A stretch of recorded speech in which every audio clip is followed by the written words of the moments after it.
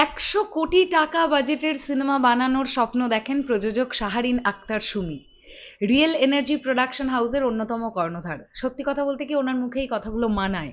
তার কারণ real energy production house এমন একটি প্রযোজনা সংস্থা যারা প্রথম ছবি বরবাদ করতে গিয়েই বুঝিয়ে দিয়েছিল যে সিনেমা বানাতে গেলে কোনো কার্পণ্যতা রাখতে হয় না।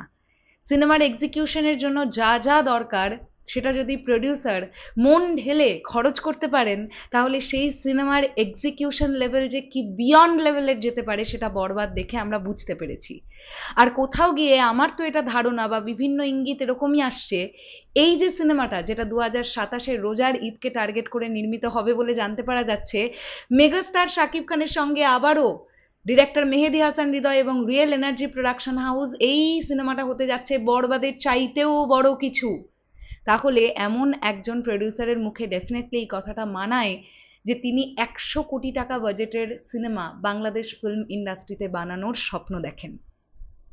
হ্যালো আমার সাকিবিয়ান ভাইরা বোনেরা, চলে এলাম আরও একটা নতুন ভিডিও নিয়ে। আশা করছি তোমরা প্রত্যেকেই খুবই ভালো আছো।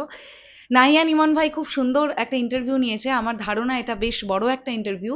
ছোট ছোট করে পার্ট আমাদের সামনে আসছে, ইন ফিউচার আরও হয়তো 2-3টে পার্ট আমাদের সামনে আসবে। খুবই ভালো লাগছে যে আফটার বরবাদ প্রযোজক শাহরিন আক্তার সুমি আবারও মেগাস্টারকে নিয়ে কাজ করছেন এবং তিনি আবারও বড়ভাবে চিন্তা ভাবনা করছেন ছবিটাকে নিয়ে। তো 100 কোটি টাকার সিনেমা তিনি বানানোর স্বপ্ন দেখেন, এই ব্যাপারটা এক্স্যাক্টলি কোথা থেকে এলো আমরা চট করে একবার ভিডিওটা দেখব। আমি আবারও বললাম থ্যাংক ইউ নাহিয়ান ইমন ভাই এত সুন্দর ভিডিও আমাদের সামনে প্রেজেন্ট করবার জন্য। চলো আমরা দেখি। ইন্ডাস্ট্রিতে আরো ফিমেল প্রডিউসার যারা তারা ইন্সপায়ার আসছে, তো তারাই কিন্তু প্রথমে আপনার নাম বলে যে উনি আসছে, এত বড় একটা ছবি বানাইছে।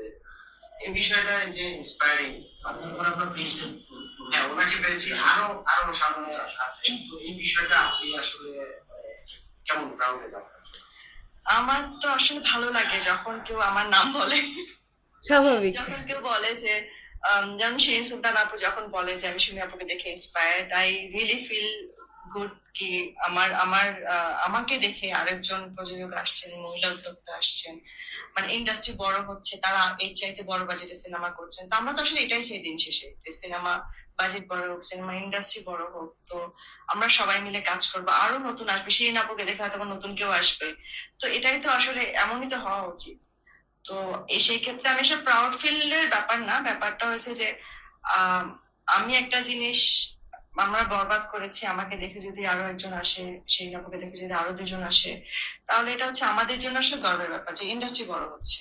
তো ফাইনালি আমরা যেটা চাই সেটা হচ্ছে যে ইন্ডাস্ট্রিতে কি করে আমরা এগিয়ে যাব, ইন্ডাস্ট্রিটাকে কিভাবে আরো বড় করা যায়, আমরা আরো কত ভালো সিনেমা বানাতে পারি, আমরা কত আরো ভালো বাজেটে সিনেমা বানাতে পারি। একটা সময় যেন আমরাও স্বপ্ন দেখতে পারি যেন আমরা 100 কোটি টাকার সিনেমা বানাবো। তো ওই পর্যায়ে আসলে আমরা যেতে চাই। তো এর জন্য আমি তো সবাইকে ওয়েলকাম করি, আমি চাই যে আরো কেউ আসুক। দুর্দান্ত একটা ভিডিও, দুর্দান্ত একটা ভিডিও। আপনারা প্রত্যেকেই শুনলেন প্রডিউসার শাহরিন আক্তার সুমি কি বললেন এক্স্যাক্টলি। আর সত্যি তো আমরা সবাই এটা চাই যে বাংলা ভাষার সিনেমা 100 কোটি টাকা বাজেট দিয়ে নির্মিত হোক, আমরা প্রত্যেকে এটা চাই।